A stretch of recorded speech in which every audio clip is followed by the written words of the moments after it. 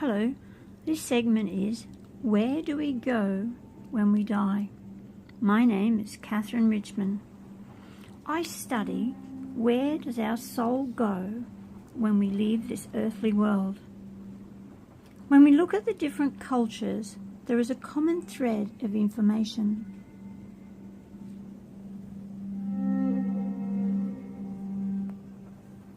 The body is a suit that we wear for a life term. It decomposes over time, finally turning to dust.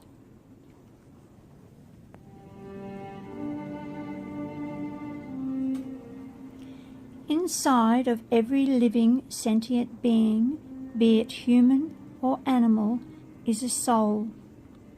The soul is eternal and can never be destroyed.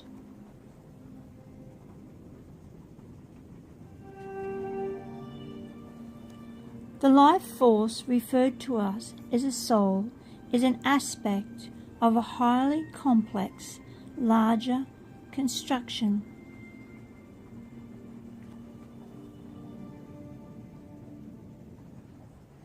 In easy terms, if we were to imagine a large diamond in the sky, the diamond represents the main life source. This can be referred to as source, or as some cultures call it, God. It is neither mother or father energy.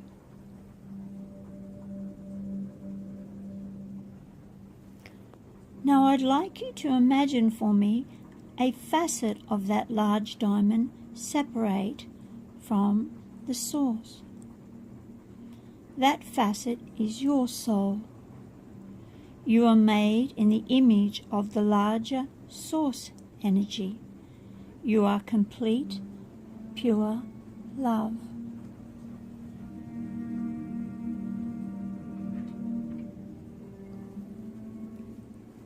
Your soul has a predestined earth experience. This has been negotiated by the source and the higher revived souls that are aware of your spiritual path.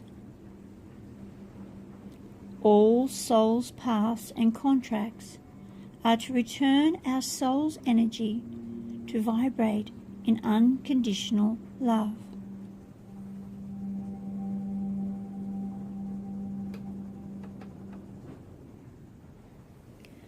The soul drifts to earth and is assigned to a particular host group. This is Earth School. Your soul must experience testing and challenging times. This is for two reasons.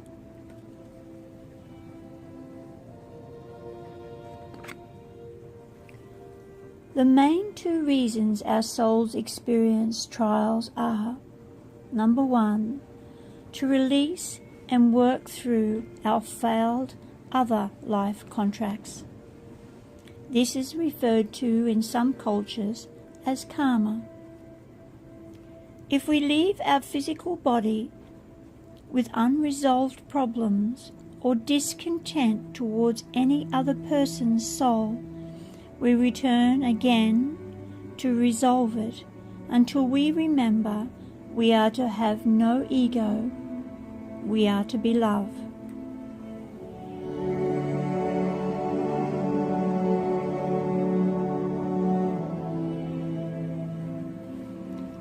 In our time on earth, we will not know how many previous life experiences we will have had. No other being can tell us factually of who we are or who we have been.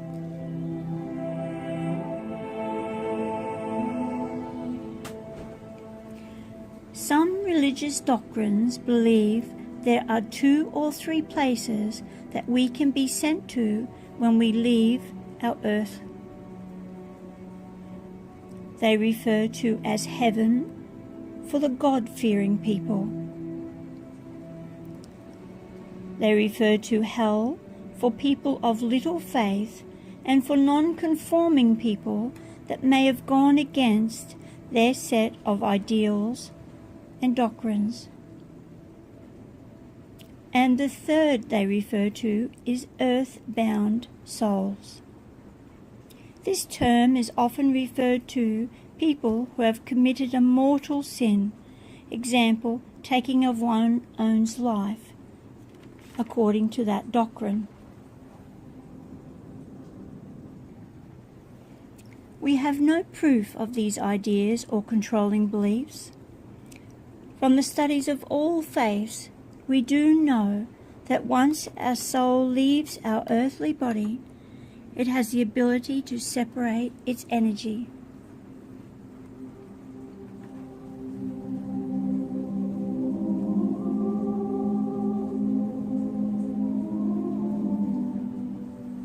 The soul leaves and separates to the etheric world. Christians call this heaven. The etheric world is right here in the ethers beside us. An aspect of the soul returns back to Source, the God energy, for retraining.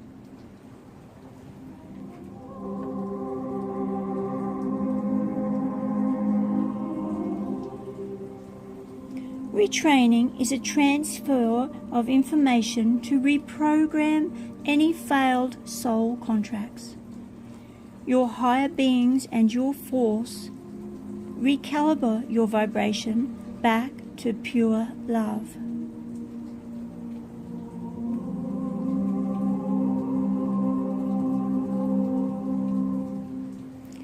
Any souls that have had disharmony between any other earth contracts have to reassign to relive that contract over and over again with that soul until they become evolved beings. In that contract, we will lose our ego and we will see all in unconditional love, never knowing what accrued karma we or they have had.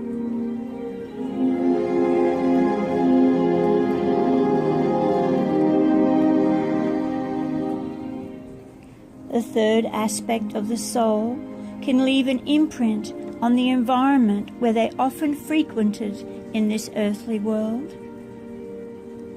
Because we are energy and our environment is energy, and depending on the soul's mental mindset while here on earth and the conditions of that soul's passing, sometimes its presence can be still felt. It leaves an imprint. Now we must duly note that the soul is not stranded. It does not need sending to the light. It does not need help crossing over. These are all uneducated ideas.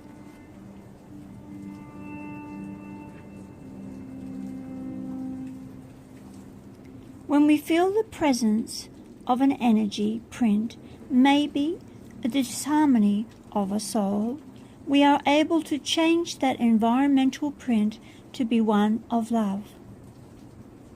Our human thoughts interact with what we believe to be a print of energy left by the trauma and the mindset of some souls. No souls now are left disconnected from their main source, their God. The energy is always monitoring each soul's progress.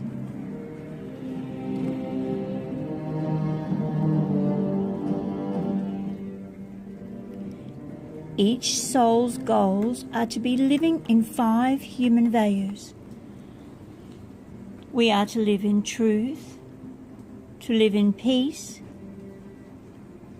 in right conduct to all, unconditional love to all sentient beings, and non-violence to all.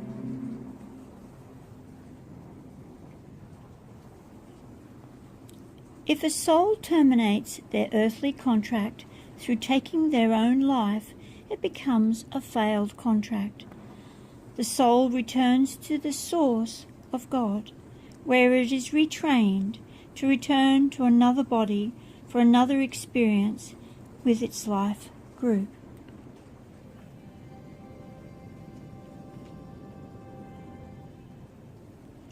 Because the soul is energy, it can leave an impression upon other sensitive beings on earth, giving messages and show that it is near for its fellow family and friends.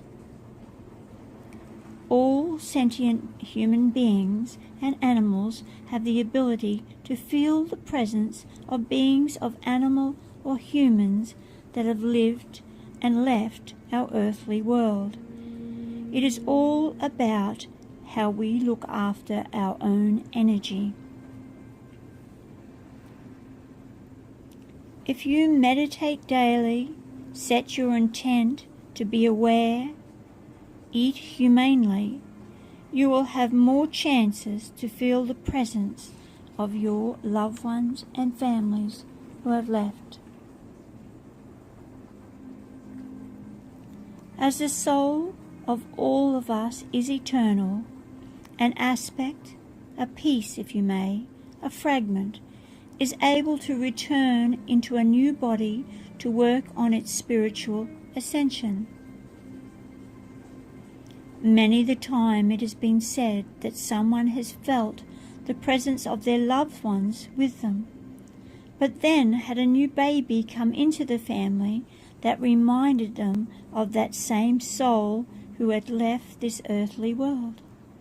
This is possible as our souls are complex energy.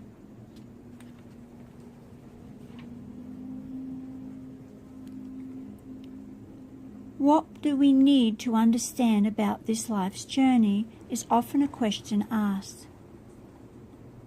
The soul within all of us is eternal. Our soul works on our spiritual evolution. Each life we accumulate new karma that transfers to our new body when we reincarnate. We can remove karma by doing unpaid service work for the community. It also can be done through meditating daily, praying for the planet, chanting, which lifts the world's lower vibrations, also from being kind and loving to all sentient beings.